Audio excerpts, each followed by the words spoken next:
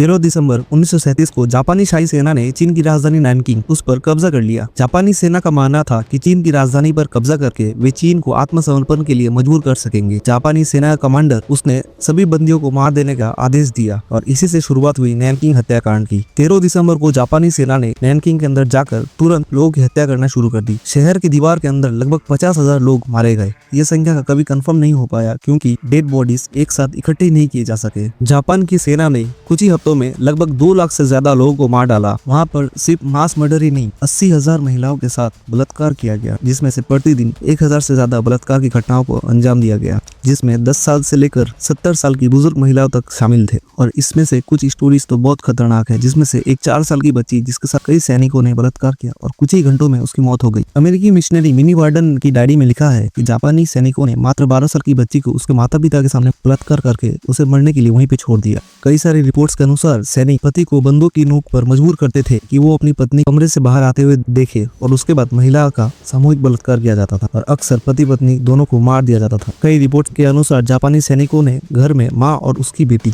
दोनों का एक साथ बलात्कार किया। माँ को मजबूर किया गया कि वो अपनी बेटी की चीखें सुने। एक रिपोर्ट के अनुसार एक चाइनीज हॉस्पिटल में 2 नर्सों को सैनिक पकड़ के ले गए जो बंधकों का इलाज कर रहे थे। दोनों को कई दिन तक लगातार सामूहिक बलात्कार किया गया और अंत में उसके शव को सड़क पर फेंक दिया। यहाँ तक कि सैनिकों ने कई बार 7 से 8 साल की बच्चों को नहीं छोड़ा। एक सर्वाइवर ने यह गवाही दी कि सैनिकों ने अक्सर 10 से 15 महिलाओं को एक साथ लाइन में खड़ा कर दी। हर महिला का बार बार बलात्कार किया गया और फिर बाद में सभी को गोली मार दी। गिनमिंग कॉलेज, जहाँ पे मिशनरी मिनी वार्डन ने महिलाओं को शरण दी थी, वहाँ पर कई बार जापानी सैनिक कॉलेज की दीवारें कूदकर आए और लड़कियों को वहां से खींचकर ले गए और उनमें से आज कभी कोई वापस नहीं आया। इन भयानक घटनाओं को दुनिया तक पहुंचाने का काम कुछ साहसी अंतर्राष्ट्रीय स्वयं सेवकों ने किया। इंटरनेशनल सेफ्टी जोन कमेटी के सदस्य जॉन रोबे, डॉक्टर रॉबर्ट विल्सन और मिनी वार्टिन, इन्होंने जापानी दूतावास को बार बार विरोध पत्र भेजे और घटना का डिटेल डॉक्यूमेंटेशन किया। इंटरनेशनल मीडिया ने भी इसे कवर किया। New York times, Chicago daily news और मैनचेस्टर गार्डियन जैसे बड़े अखबारों ने इस नरसंहार की खबरें छापी। इससे पूरी दुनिया का ध्यान इस ओर आ गया। युद्ध खत्म होने के बाद इन अपराधों के लिए न्याय की मांग उठी। टोक्यो वार क्राइम्स ट्रिब्यूनल ने नैनकिंग के नरसंहार के सबूत पेश किए गए। न्यायालय ने पाया कि लगभग 2 लाख से ज्यादा लोग मारे गए थे और अपराधों में मास किलिंग, रेप, लूटिंग शामिल थे। इस नरसंहार में 12 अपराधियों पर मुकदमा चलाया गया। मेन कल्प्रिट कमांडर इवाने मुत्सुई और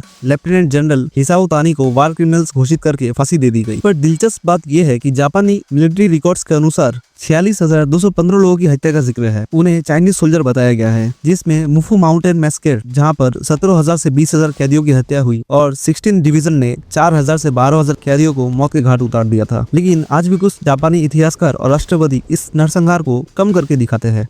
वो कहते हैं कि इसे बढ़ा चढ़ाकर बताया गया है और असल में केवल 10,000 मौतें हुई थी। लेकिन साइंटिफिक रिसर्च और हिस्टोरियंस की स्टडीज ये साबित करती है कि सिर्फ नैनकिंग शहर में ही 50,000 से ज्यादा मौतें हुई थी और कुल मिलाकर लगभग 2 लाख लोगों की हत्या हुई और ये वेरीफाइड नंबर्स है जिसे नकारा नहीं जा सकता। नैनकिंग हत्याकांड मानव इतिहास के सबसे बड़े युद्ध अपराधों में से एक। ये हमें सिखाता है कि वॉर इज ब्रूटल। चाइना का एक शहर नैनकिंग, जो कि बसा बसाया शहर था, वॉर की वजह से किस तरह से बर्बाद हो गया।